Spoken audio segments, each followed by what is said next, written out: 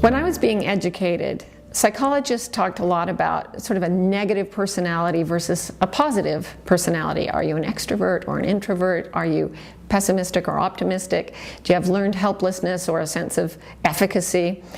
And we were told that basically the brain is fixed by about the age of 5 with a brief period of growth in adolescence, and then you're sort of stuck with whatever you inherited.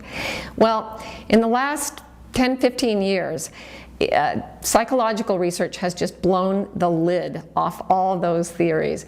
We now know that the brain responds to conditioning throughout life, that by thinking you can actually change the habitual patterns of thought in your brain, and that you can therefore deliberately create, say, an optimistic personality, even if you now have a negative personality or a pessimistic personality.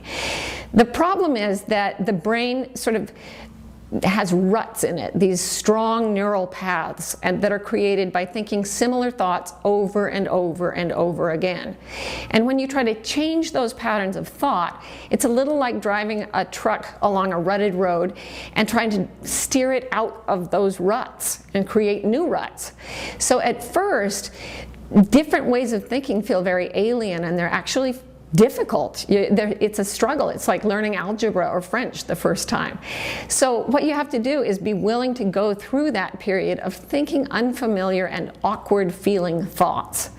So one of the easiest ways that people can do this, and it's a famous way, is to keep a gratitude journal. Just write down 5 things for which you're grateful every single day. No matter how pessimistic you are, psychologists have shown that this pulls the brain out of negative or fearful states and pulls it into a new zone of appreciation, seeing the positive, and generally being more optimistic. The more you think these new thoughts, these positive thoughts, the more your brain begins to reflect a generally positive outlook.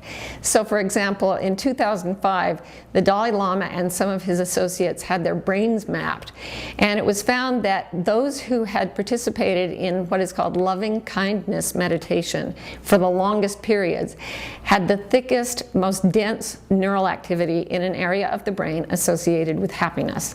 In other words, by focusing on loving kindness, these men had actually changed their physical brains, the structure of the brain, so that they were more naturally inclined to feel happy.